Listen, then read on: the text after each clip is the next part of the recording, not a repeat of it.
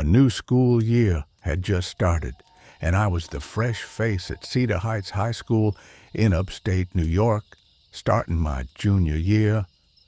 I didn't know a single soul there, and it was pretty daunting. By that age, everyone already had their cliques, and finding your way in felt like a losing battle. The hardest part of the day for me was lunchtime. At Cedar Heights, juniors weren't allowed to leave campus during lunch breaks. Only seniors could. That meant I was stuck in the cafeteria, facing the challenge of finding a place to sit. When lunch rolled around, I entered the cafeteria with my tray, scanning the room for an open seat. It was packed, and the idea of squeezing into an unfamiliar table didn't sit well with me. Just when I thought I was out of options, I noticed a small table near the far corner with only 2 students sitting at it. They looked approachable, so I walked over and asked if I could join them. One of them nodded and said, "Sure." The 2 turned out to be fraternal twins named Adrian and Mateo. They had dark hair and sharp features that hinted at some Mediterranean heritage. They introduced themselves and made small talk with me, which put me at ease. I wasn't expecting much, but Adrian casually invited me to hang out with them later that evening. Figuring it couldn't hurt to make some friends, I accepted and exchanged numbers with them before heading home. After school, I dropped off my bag and got a text from Adrian. He said they were meeting up around 9 p.m. at an old abandoned quarry not far from my neighborhood. The school day had been exhausting, but since it was a Friday and I didn't have anything better to do, I agreed. The idea of meeting someone at night in such a creepy place wasn't ideal, but I chalked it up to them wanting to show me a cool hangout spot. When 9 p.m. rolled around, Adrian texted to confirm if I was still coming. I replied that I was leaving in a few minutes and asked for the exact location. He sent me a pin drop, and it was deeper into the quarry than I expected. But I didn't overthink it. I put on a hoodie, grabbed a flashlight, and headed out into the night. As I walked, I began to second-guess my decision. The quarry was notorious for being a spot where people dared each other to go but rarely stuck around. Still, I pressed on and eventually reached the edge of the site. I texted Adrian to ask where they were, and he replied that they were hanging near a large boulder by the water. He sent another location, and it led me into the trees near the quarry. The flashlight on my phone barely illuminated the trail, and every little sound made me jump. I called out their names a couple of times, but the only response was the faint crunching of footsteps nearby. "Is someone there?" I shouted, trying to keep calm. The footsteps grew louder, more deliberate. At that moment, I realized something was off. My gut told me to leave, so I turned around and started heading back toward the road. Before I could get far, I heard someone running behind me. The footsteps went from cautious to a full sprint, and then a hand grabbed me from behind, nails digging into my shoulder. I struggled against the grip as a voice shouted, "Don't let him get away!" Panic kicked in, and I managed to wrestle free. Adrenaline took over as I bolted toward the road. The moment I broke through the trees, the footsteps behind me stopped. I kept running, my heart pounding, until I made it back home. I told my parents everything, showing them the scratches on my shoulder. They were furious and wanted to call the police immediately, but I convinced them to let me report it to the school first. The next morning, armed with Adrian's text, I met with the school administrators. After reviewing the evidence, they decided to expel both twins. My parents blocked their numbers on my phone, and I didn't argue. The school promised to keep me informed if they tried to come near the campus again. A week later, I was finally starting to relax, convincing myself it was all behind me. But one night, I woke up to a chill in my room. My window was open, and the cold night air was flooding in. I never left my window open, especially not in the middle of January. I walked over to shut it, glancing down at the small ledge outside. It wasn't unusual to think someone could climb up there. It was something my dad always said I could use as an escape route in case of a fire. But it still unsettled me. I went to my parents' room to ask if they had opened my window for some reason. My mom, half asleep, sat up and said, "Of course not."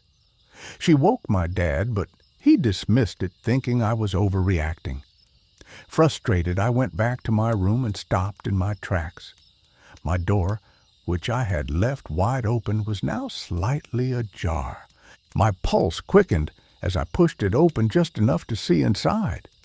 The beam from my phone flashlight swept across the room, and then I saw it, a shadowy figure hiding behind the door. I froze in place for what felt like an eternity before screaming at the top of my lungs.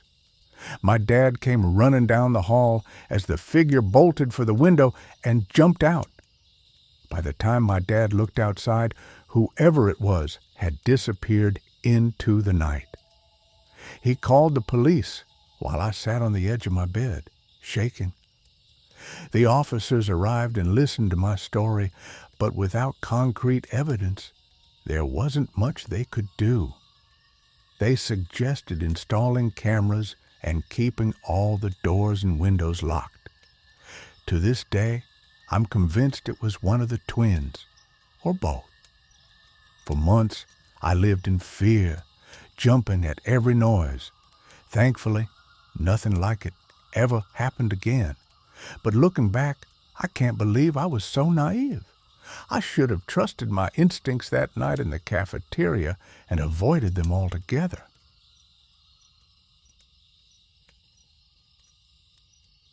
Sophomore year of high school, 2009.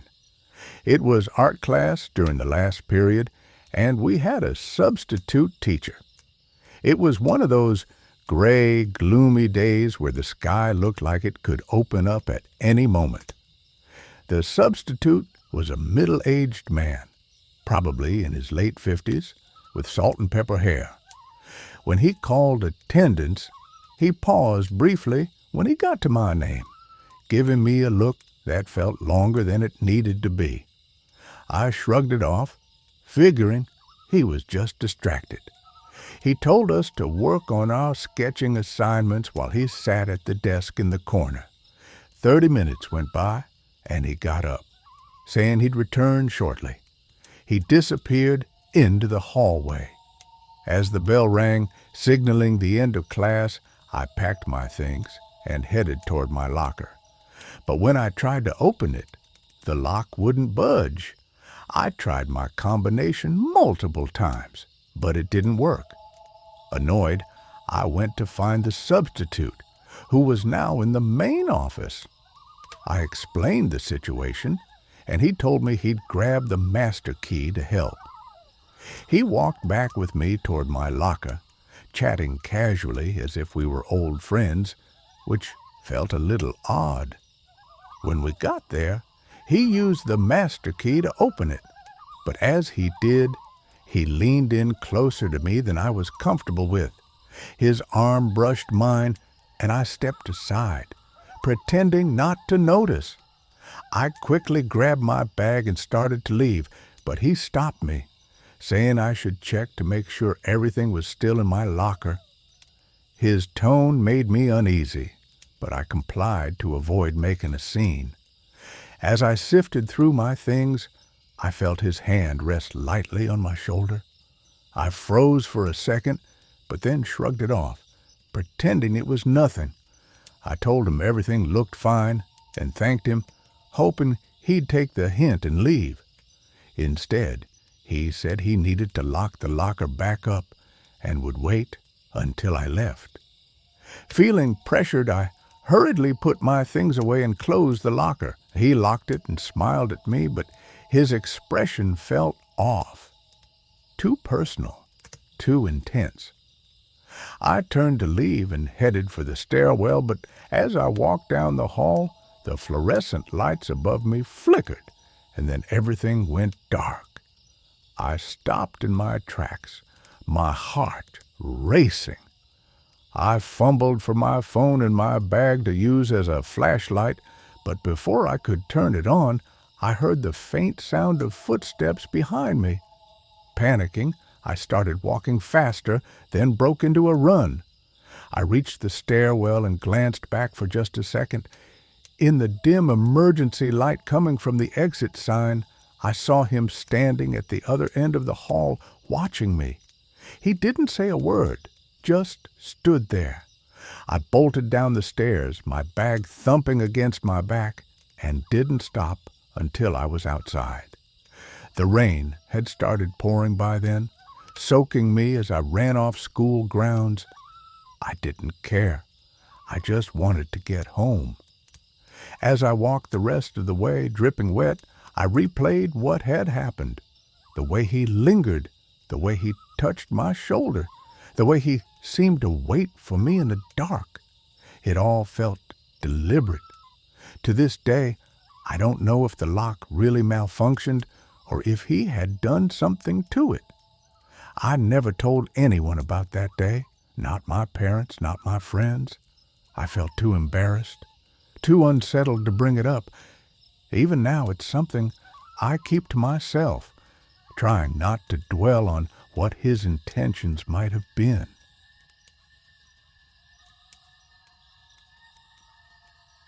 When I was in high school, I wasn't what you'd call the most involved student. I stayed out of sports and most extracurricular activities, but I did end up joining the school band. Truth be told, I wasn't particularly passionate about music, but in my school, the band was one of the easiest electives to pass. It was that, art, or chorus. And between those options, band felt like the least effort. Our band teacher, Mr. Carlton, was a laid-back guy. He had been teaching music for over 20 years and clearly loved his job, but he wasn't overly strict. His grading system reflected that. As long as you showed up to class, attended your weekly instrument lessons, and made even a half-hearted effort to participate, you'd secure an easy A. Naturally, a lot of us in the band took advantage of this. We'd slack off, skip practice here and there, but still pass without issue. However, one semester, I realized too late that I had missed 3 of my weekly lessons. Those lessons counted heavily toward our grades, and with the quarter almost over, I was sitting at a solid B instead of my usual effortless A. For most students, that might not have been a big deal, but for me, a B was unacceptable. I needed to keep my grades up for the slim chance of getting a scholarship somewhere, anywhere, that would take me. I decided to talk to Mr. Carlton after class one day. He was sitting at his desk, sifting through sheet music, when I approached him. I explained my situation, asking if there was any way I could make up the missed lessons. At first, he seemed reluctant. He muttered something about how lessons were scheduled for a reason and how it wasn't fair to the other students to bend the rules. But after a long pause, he sighed and said, "All right, fine. You can make up the lessons, but you'll have to do it during lunch.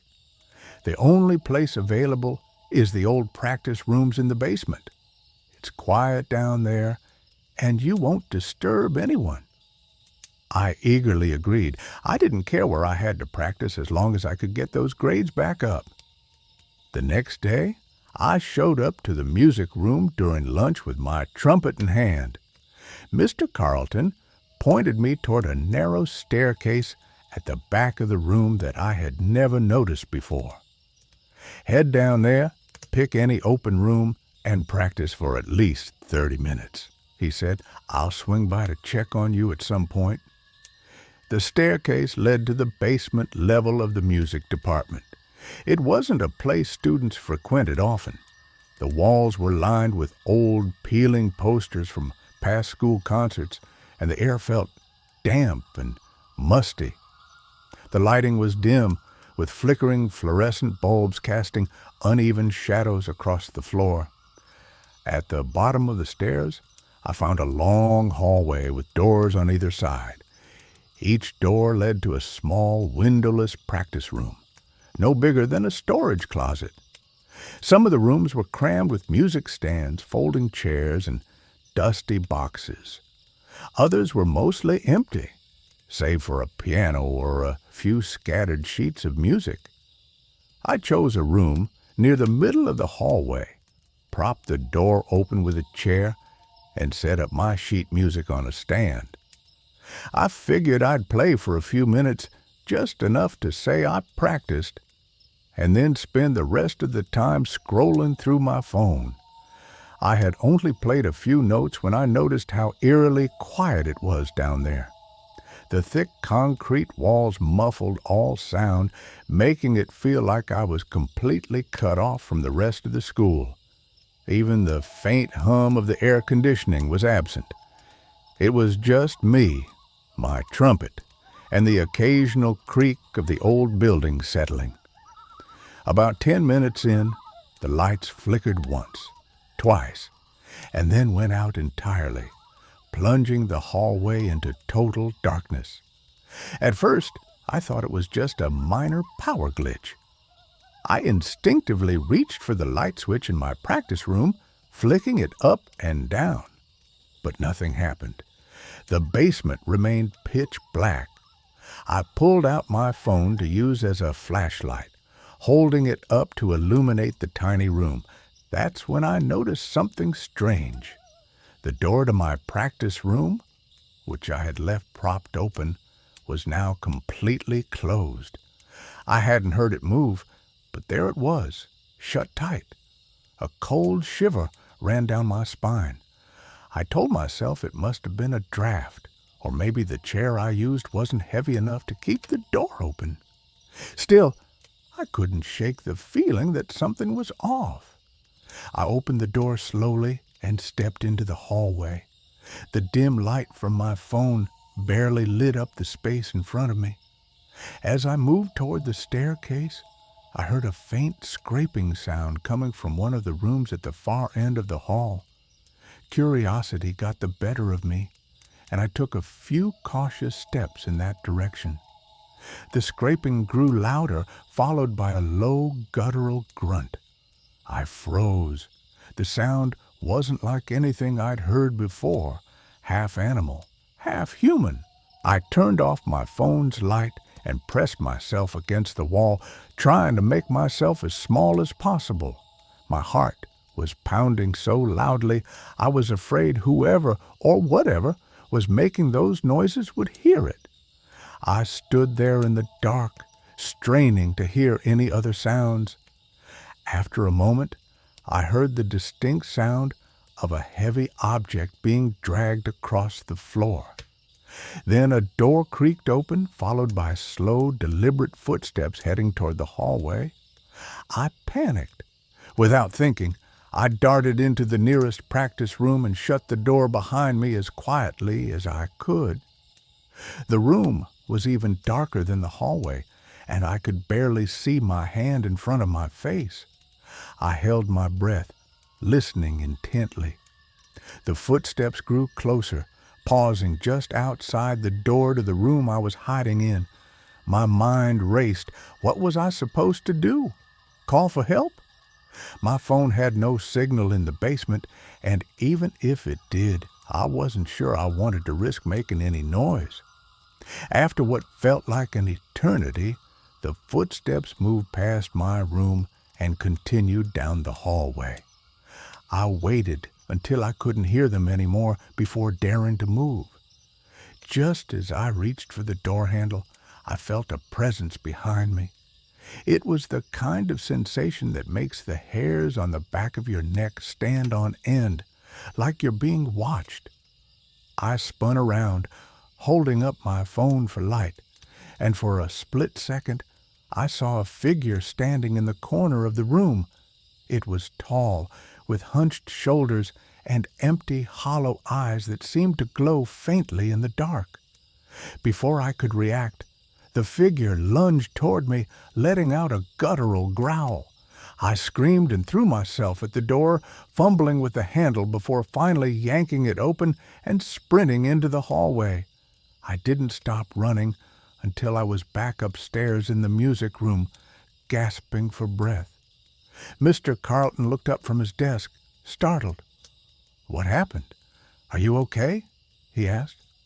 I tried to explain what I had seen, but my words came out jumbled and frantic. He called security, who searched the basement, but found nothing out of the ordinary, just a few overturned chairs and some scattered sheet music. To this day, I don't know what I encountered in that basement. Was it a prank, a hallucination, or something far more sinister? All I know is that I never went back down there again, and every time I pass the music room, I feel a chill run down my spine.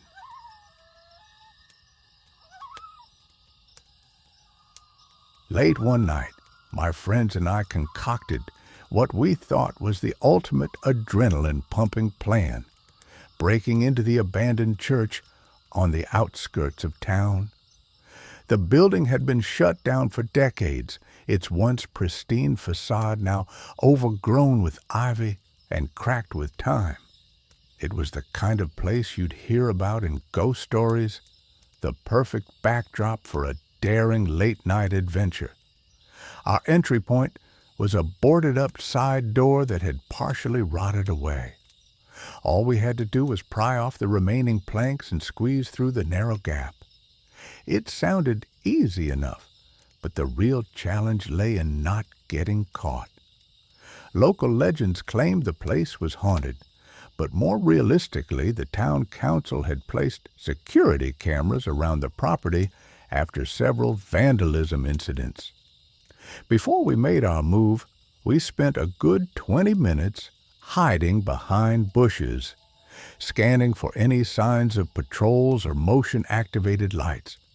Satisfied that we were in the clear, we darted across the overgrown lawn and reached the side entrance. With a crowbar we'd borrowed from one of our garages, we pried off the wooden planks as quietly as possible. Once the gap was wide enough, we took turns shimmying inside. The first thing that hit me was the smell, a damp, musty odor, mixed with the faint scent of old wood and decaying paper. We switched on our flashlights, their beams cutting through the oppressive darkness. The church was eerily silent, save for the occasional creak of the floorboards beneath our feet. We decided to split up to explore the building. There were 5 of us in total, so we paired off, leaving one person, Trevor, to stand watch near the entrance in case we needed a quick escape.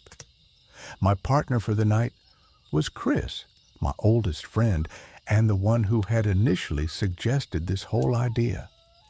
Chris and I headed toward the nave, our footsteps echoing in the vast empty space. The pews were still intact, but covered in a thick layer of dust. Some had collapsed under their own weight, their splintered remains scattered across the floor.